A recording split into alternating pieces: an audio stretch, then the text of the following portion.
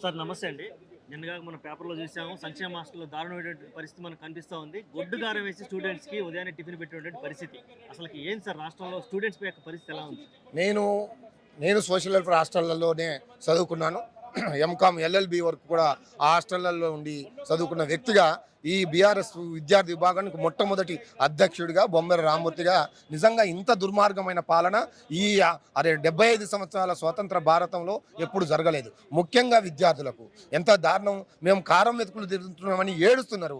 కనీసం అడిగితే మీకు అన్నం పెట్టాలనా, మీకు అవసరమా అని బూతులు తిడుతున్నారు. వార్డెన్లని వాళ్ళే కన్నీళ్లు పెడుతున్నారు. దాదాపు 49 మంది విద్యార్థులు చచ్చిపోయినా ఒక్కరిని కూడా పరామర్శించని ఒక దుర్మార్గపు ప్రభుత్వం ఈరోజు నడుస్తున్నది. ఇప్పటికైనా వెంటనే వాళ్ళని పరామర్శించాలా. ప్రతి ఒక్క విద్యార్థికి చనిపోయిన వారికి 25 లక్షల రూపాయలు ఎక్స్‌గ్రేషియా ఇవ్వాలని ఇంతకుముందు మా నాయకులు కూడా డిమాండ్ చేశారు. కానీ వీళ్ళు ఎక్కడ కూడా సీమకు కుట్టకుండా వాళ్ళు మొత్తం ఒక నిమ్మకు నీరెత్తకుండా ఈ యొక్క ప్రభుత్వం వ్యవహరిస్తున్నది. అందరూ ఆలోచిస్తున్నారు. అందుకే నేను ఇంతకుముందే చెప్పిన ఏ ఒక్క వర్గం కూడా సంతోషంగా లేదు. మార్పు కోసం ఓటేస్తే ఏడుపు తప్ప ఏం మిగలలేదు. ప్రతి వర్గం ఏడుస్తున్నది. విద్యార్థులు ఏడుస్తున్నారు, నిరుద్యోగులు ఏడుస్తున్నారు. ఉద్యోగులు కూడా 5 డిఏలు ఇస్తాము అని జీతాలు పెంచుతామన్న వీళ్ళు వాళ్ళకు కూడా డిఏలు ఇవ్వకుండా, జీతాలు పెంచకుండా అందరూ దుర్మార్గ పాలన నడుస్తున్నది. ఈ దుర్మార్గ పాలనను అంతమొందించాల్సిన అవసరం ఈ రాష్ట్ర ప్రజలపై ఉన్నదని మీ ద్వారా తెలియజేస్తున్నారు. ఒకప్పుడు తెలంగాణ నుంచి ఆంధ్రప్రదేశ్‌కి, బెంగుళూరుకి పిల్లల్ని పంపించేవాళ్ళు. అటు గుంటూరులో భాషా స్కూల్స్ బాగుంటాయి. అటువంటి పరిస్థితి నుంచి తెలంగాణని అభివృద్ధి చేసి విద్యా వ్యవస్థని పునర్నిర్మించి ఇటువంటి పరిస్థితి కేసీఆర్ గారి ప్రభుత్వంలో చూసాం. కానీ ఇప్పుడు చూస్తుంటే మళ్ళీ అది రివర్స్ అయ్యే అవకాశం కనపడుతుందంటారా? 200 గురుకుల స్కూళ్ళ నుండి 1000 గురుకుల స్కూల్లో పెట్టి ఇక్కడ ఒక ఎస్సీ ఎస్టీ విద్యార్థులను ఎవరెస్ట్ శిఖరాల ఎత్తు వరకు తీసుకుపోయిన ఘనత బీఆర్ఎస్ ప్రభుత్వం. 10 సంవత్సరాలు విద్యార్థులకు స్వర్ణయుగం ఆ బీఆర్ఎస్ పాలన. కానీ ఈ సంవత్సరం విద్యార్థులకు నరకప్రాయం అవుతుంది. విద్యార్థులు ఎక్కడైనా చదువుతుంటే వీళ్ళు ఏం చేస్తున్నారు? ఇప్పుడు విద్యార్థులంతా నిజంగా పురుగుల అన్నం తిని హాస్పిటల్ పాలయ్యి చచ్చిపోతున్నారు. శవాల గుట్టలుగా మారుతున్నాయి. ఇప్పటికైనా ఈ ప్రభుత్వం స్పందించాలి. విద్యార్థులను ఎందుకు ఇంత అన్యాయం చేస్తున్నారు? ఈ పాపం ఎవరిది? ఇప్పుడు జరుగుతున్న అన్యాయాలకు ఒక అమ్మాయిని ఖమ్మంలో నేను కూడా వెళ్ళాను హాస్పిటల్కు. ఒక్క అమ్మాయిని 12 సార్లు ఎలక కరిచింది. 12 సార్లు ఎలక కరవడం వల్ల 2 కాళ్ళు చచ్చుబడిపోయినాయి, చెయ్యి చచ్చుబడిపోయింది. చనిపోయే ప్రమాదం నుంచి మమతా హాస్పిటల్ యాజమాన్యం కాపాడింది. అంటే వీళ్ళు ఏది కూడా కనీసం పట్టించుకోకుండా హాస్టళ్లలో నిజంగా ఒక నరకయాతన అనుభవిస్తున్నారు ఈ రోజు పరిస్థితులు. అంటే ఈ మంత్రులంతా సోప్ టాప్ వ్యవహారాలు, రియల్ ఎస్టేట్ బ్రోకర్ దందాలు చేసుకుంటూ బతుకుతున్నారు తప్ప ఒక్క మంత్రి అయినా పోయి హాస్టళ్లలో తనిఖీ చేద్దాం, హాస్టల్లో ఉన్న పరిస్థితుల్ని సమీక్షిద్దాం, వాళ్ళ యొక్క బతుకుల కోసం కనీసం ఏదైనా చేద్దామనే ఆలోచన లేదు.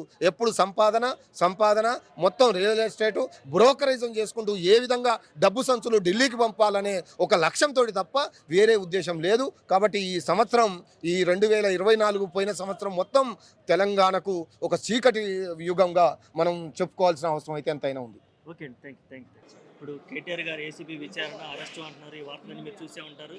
అసలు ఎలా ఉంది మేడం పరిస్థితి రాష్ట్రంలో? ఒక 1 ఇయర్ నుంచి ఈ ఇష్యూ అనేది డ్రాగ్ చేస్తూ పోతున్నారు. ఆ కేటీఆర్ గారి మీద ఆల్రెడీ ఆయన అంటే ఫిక్స్ అయి ఉన్నాడు. ఖచ్చితంగా కేటీఆర్ గారి పేరు డ్యామేజ్ చేయాలి, ఆయనని ఏదో పర్సనల్ టార్గెట్ ఏమైనా అనుకుంటున్నారా? మీరేమనుకుంటున్నారా? పర్సనల్ టార్గెట్, విధానపరమైన అరెస్ట్ అనుకోవచ్చా, లేదంటే పర్సనల్ టార్గెట్? పర్సనల్ రివెంజ్ టార్గెటే ఇది. ఆయన పేరు రేవంత్ రెడ్డి కాదు, రివెంజ్ రెడ్డి అని పెట్టుకోవాల్సిందే. ఎందుకంటే 1 ఇయర్ నుంచి ఏదైతే హామీలు ఇచ్చారో అవన్నిటిని కూడా ఇంప్లిమెంట్ చేయలేక ఇట్లాంటి డైవర్షన్ పాలిటిక్స్ చేస్తున్నారు. గత 1 ఇయర్ నుంచి ఏదో ఒక ఇష్యూని లేవనెత్తి మా బీఆర్ఎస్ పార్టీ నాయకులని, బీఆర్ఎస్ పార్టీని ఇబ్బంది పెట్టే ప్రయత్నం చేస్తున్నారు. ఈ కేసు కూడా ఎటువంటి ప్రూఫ్స్ లేవు అండ్ గవర్నమెంట్ దగ్గర అన్ని డాక్యుమెంట్స్ ఉన్నాయి. అవన్నీ క్లియర్ ఉన్నాక కూడా జస్ట్ పాలసీ మీద ఏదో చిన్న లోపాలు ఉంటే దాన్ని ఎత్తి చూపించి కరప్షన్ అయిందని చెప్పేసి కేటీఆర్ గారిని ఫోకస్ చేయడం జరిగింది. బట్ ఏం చేసినా కూడా మా బీఆర్ఎస్ పార్టీ నాయకులు నిధులు దుర్వినియోగం జరిగినాయి అంటున్నారు. ఎక్కడైనా అసలు నిధులు దుర్వినియోగం జరిగినా, లేదంటే ఎవరి అకౌంట్లో కానీ పర్సనల్ అకౌంట్లో కానీ అవన్నీ ప్రూఫ్ తీయాలి కదా. ఇప్పుడు పర్సనల్ అకౌంట్లోకి వెళ్ళినాయని అంటే ఖచ్చితంగా ప్రూఫ్ తీయాలి వాళ్ళు. కానీ ఎటువంటి ప్రూఫ్స్ లేవు. మొన్న కేటీఆర్ గారు ఎప్పుడైతే హైకోర్టుకి అపీల్ అయినరో అప్పుడు వాళ్ళు ఇన్వెస్టిగేషన్ ఏం ప్రాసెస్ ఏం జరిగింది అన్నప్పుడు వాళ్ళు ఏసీపీ అధికారులు ఎటువంటి డాక్యుమెంట్స్ ప్రొవైడ్ చేయలేకపోయినారు. సో నిధులు డైరెక్ట్గా ఒక మంత్రి, కాంగ్రెస్ పార్టీకి సంబంధించిన మంత్రియే స్వయంగా ఒప్పుకున్నాడు. ఈ నిధులు ఆ ఫామ్లో ఈ సంస్థకి వెళ్ళినాయి, అవి మాకు తెలుసు అని చెప్పడం జరిగింది మీడియా ముఖంగా. సో వాళ్ళకి తెలుసు ఇక్కడ ఎటువంటి అవినీతి జరగలేదు, కేవలం పాలసీ ఇష్యూస్ మాత్రమే ఇక్కడ ఉన్నాయి. అంటే ఆయనకున్న పవర్ మేరకు వారి డెసిషన్ తీసుకొని గవర్నమెంట్లో ఉన్నారు కాబట్టి ఆ డెసిషన్ తీసుకోవడం జరిగింది. సో దాంట్లో అవినీతి జరిగింది, పైసలన్నీ కేటీఆర్ గారు తిన్నారని చెప్పి మాట్లాడుతున్నారు. కానీ మాకైతే ఖచ్చితంగా నమ్మకం ఉంది కేటీఆర్ గారు ఎటువంటి అవినీతి చేయలేదు. అండ్ డెఫినెట్గా ఒక క్లీన్ చీట్ తోటి అడ్వకేట్స్ లాయర్ సమక్షంలో ఇన్వెస్టిగేషన్ జరిగి ఖచ్చితంగా మంచి ఇదితో బయటకు వస్తారని మాకు నమ్మకం. కేటీఆర్ గారు మొన్నేమో ఏసీబీ విచారణ, అలాగే నేడు ఈడీ గారి విచారణ, రేపు మాపు అరెస్ట్ అంటున్నారు. అసలు రాష్ట్రంలో ఏం జరుగుతుంది సార్? కేటీఆర్ గారిని అరెస్ట్ చేసి ఏం చేయాలనుకుంటున్నారు కాంగ్రెస్ గవర్నమెంట్ రాష్ట్రాన్ని అభివృద్ధి చేసే పనిలో లేదు. ఎవరి మీద ఏం కేసులు పెట్టాలని చూస్తుంది, ఎప్పటికప్పుడు పక్కదారి పట్టిద్దామని చూస్తుంది. మనకు మొన్న చూసినాం కదా, పుష్ప సినిమా సెటిల్మెంట్ గురించి అల్లు అర్జున్ తీసుకుపోయి లోపడేసిండు, పేరు మర్చిపోయారు అని. అయిందా సార్? సెటిల్మెంట్ అయిందా? అయింది కాబట్టే కదా దిల్ రాజుకు మళ్ళీ పైసలు పెంచారు. దిల్ రాజు ఆయన చైర్మన్ ఉండి ఆయన సంస్థకు ఆయన పైసలు పెంచుకున్నాడు. ఈ రోజు రాఘవ కన్స్ట్రక్షన్ వాళ్ళ కాంట్రాక్ట్ వాళ్ళే తీసుకుంటారు. దిల్ రాజు ఆయన చైర్మన్ ఉండి ఆయన కంపెనీకి ఆయననే పైసలు పెంచుకుంటూ ఇదే సెటిల్మెంట్ పని మీద ఉన్నాడు. మాకు ఇప్పటికి కూడా డౌట్ ఏమొస్తుంది అంటే ఈ కార్ రేసింగ్ అని కూడా సెటిల్మెంట్ అడిగితే ఒప్పుకున్నట్టుంది. అందుకే ఆయన మున్సిపల్ శాఖ మంత్రి దాన్ని రద్దు చేసిండు అన్నట్టుగా అనిపిస్తుంది మాకు. ఓకే, ఇప్పుడు కేటీఆర్ గారిని అరెస్ట్ చేసే అవకాశం ఉంది అంటున్నారు. ఒకవేళ అరెస్ట్ అయితే ఎలా ఉండబోతుంటారు? మీకు ఒకటే మాట చెప్తున్నా, ఇప్పుడు దాంట్లో ప్రొసీజర్ ల్యాబ్స్ తప్పితే ఏదైనా అక్రమాలు జరిగినాయంటే తప్పకుండా నేను జైలుకు పోయినా కాబట్టి అందరు జైలుకు పోవాలని చెప్పేసి కోరిక రేవంత్ రెడ్డి గారికి ఉంటే తప్పకుండా మీరు అన్నది జరగవచ్చు. అంటే ఏంటి క్రేజీ ఏంటి అసలు? అరెస్టుల పర్వం నడుస్తుంది రాష్ట్రంలో, ఎటు చూసినా అంటున్నారు. అంటే రివెంజ్ పాలిటిక్స్ ఏమైనా నడుస్తున్నాయా, లేదంటే విధానపరమైన పాలిటిక్స్ నడుస్తున్నాయా? మీరు రాజకీయాలు నడుస్తున్నాయి అనుకుంటారా?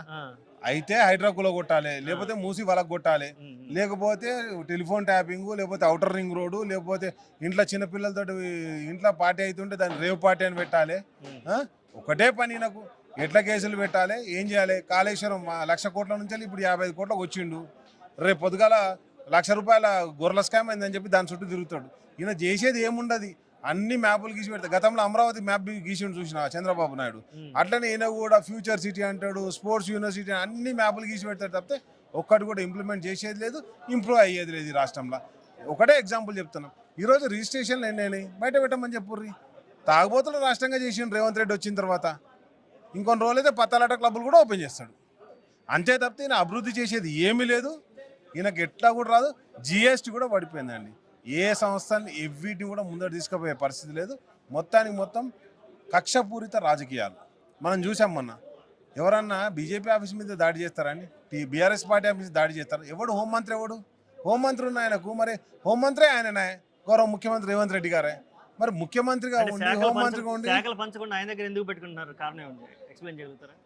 శాఖలు వంచకుండానే ఉంచాడు. ఎందుకంటే ఇప్పుడు ల్యాండ్ కబ్జా చేయాలనుకో పోలీస్ శాఖ ఆయన కంట్రోల్ ఉండాలి, వాటికి పర్మిషన్లు ఇవ్వాలనుకో మున్సిపల్ శాఖ ఆయన దగ్గర ఉండాలి.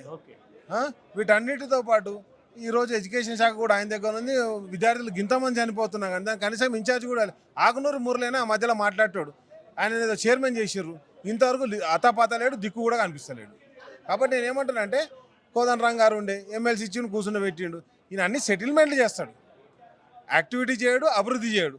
కాబట్టి ఏదైనా అభివృద్ధి అంశం ఉంటే మీరు చెప్పండి, మీకు తోచిన అభివృద్ధి అంశం ఒకటి చెప్పండి నాకు. ఈ సంవత్సర కాలంలో రేవంత్ రెడ్డి వచ్చిన తర్వాత రాష్ట్రంలో ఒక అభివృద్ధి సంక్షేమ పథకం జరిగిందని చెప్పండి. కాబట్టి ఈయన ఏం లేదు, సెటిల్మెంట్లు, కక్షపూరిత ధోరణి.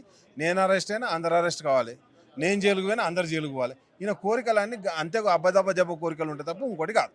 ఒకవేళ కేటీఆర్ గారు అరెస్ట్ అయితే ఎలా ఉండబోతుంది స్టాండ్, ఎలాంటి కార్యాచరణ ఉండబోతుంది? సార్ అక్కడ తప్పు జరగనప్పుడు అరెస్ట్ కావాల్సిన అవసరం లేదు. నేనేమంటున్నానంటే దాని ఎంక్వైరీకి మొత్తం సహకరిస్తాం.